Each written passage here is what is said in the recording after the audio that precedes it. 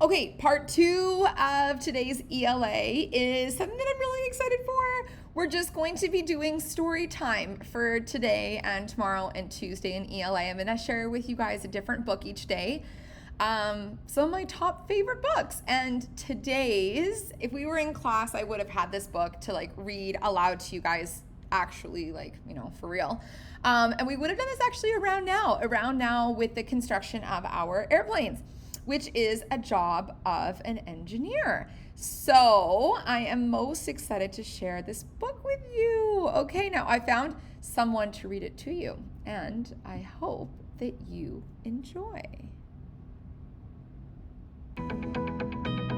Welcome to Storytime from Space, a project of the Global Space Education Foundation. To learn how you can support this exciting project, please visit storytimefromspace.com.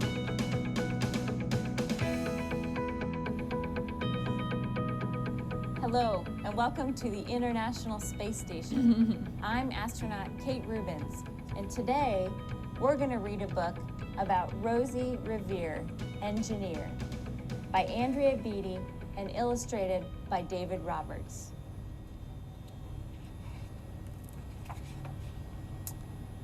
This is the story of Rosie Revere, who dreamed of becoming a great engineer.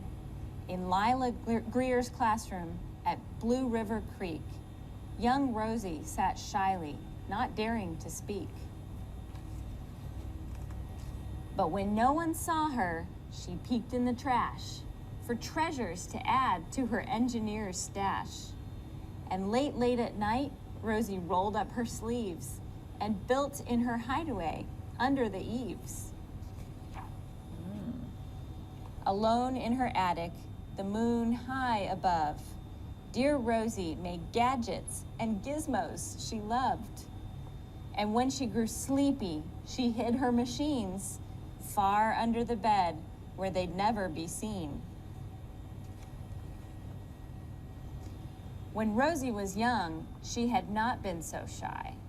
She worked with her hair swooping over one eye and made fine inventions for uncles and aunts, a hot dog dispenser and helium pants. The uncle she loved most was zookeeper Fred. She made him a hat to keep snakes off his head, from parts of a fan and some cheddar cheese spray, which everyone knows keeps the pythons away. Cheddar cheese spray. And when it was finished, young Rosie was proud. But Fred slapped his knee and he chuckled out loud. He laughed till he wheezed and his eyes filled with tears, all to the horror of Rosie Revere, who stood there embarrassed, perplexed, and dismayed. She looked at the cheese hat and then looked away. "I love it," Fred hooted. "Oh, I truly do." But Rosie Revere knew that could not be true. She stuck the cheese hat on the back of her shelf, and after that day, kept her dreams to herself. Aww. And that's how it went until one autumn day, her oldest relation showed up for a stay.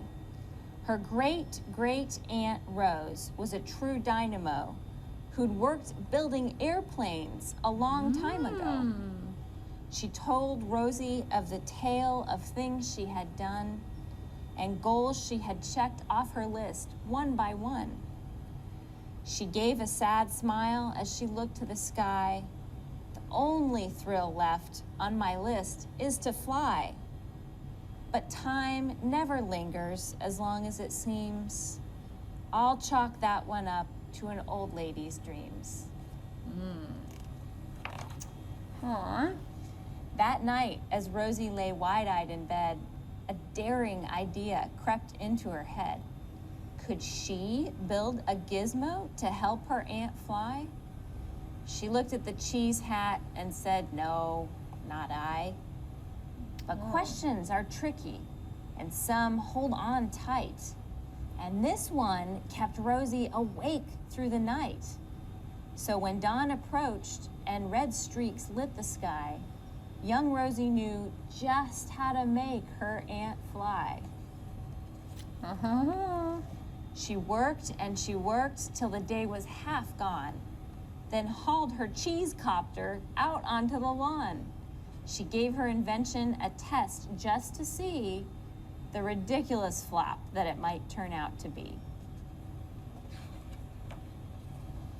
Strapped into the cockpit, she flipped on the switch. The Helio cheese copter sputtered and twitched.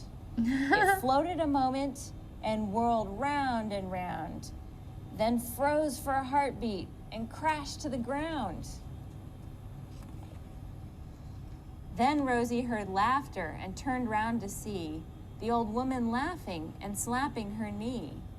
She laughed till she wheezed and her eyes filled with tears, all to the horror of Rosie Revere, who thought, oh no, never, not ever again will I try to build something to sputter or spin, or build with a lever, a switch, or a gear, and I will never be a great engineer. She turned round to leave, but then Great-Great-Aunt Rose grabbed hold of young Rosie and pulled her in close, and hugged her and kissed her and started to cry. You did it! Hooray! It's the perfect first try. This great flop is over. It's time for the next. Young Rosie was baffled, embarrassed, and perplexed. I failed, said dear Rosie. It's just made of trash. Don't you see it? The cheese copter crashed. Yes, said her great aunt, it crashed. That is true. But first, it did just what it needed to do. Before it crashed, Rosie, before that, it flew. Uh-huh. Your brilliant first flop was a raging success. Come on, let's get busy. Get on to the next. She handed a notebook to Rosie Revere, who smiled at her aunt as it all became clear. Life might have its failures, but this was not it. The only true failure can come if you quit. I love it. The only true failure can come if you quit. They worked till the sun sneaked away to its bed. Aunt Rose tied her headscarf around Rosie's head and sent her to sleep with a smile ear to ear, to dream the bold dreams of a great engineer. At Blue River Creek, all the kids in grade 2 build gizmos and gadgets and doohickeys too. With each perfect failure, they all stand and cheer, but none quite as proudly as Rosie Revere.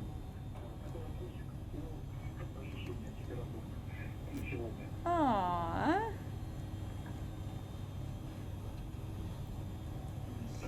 Thanks for joining us today on the International Space Station. We have a lot of engineers working for us, and someday I hope we have Rosie Revere working for us too. Aww. That was so nice.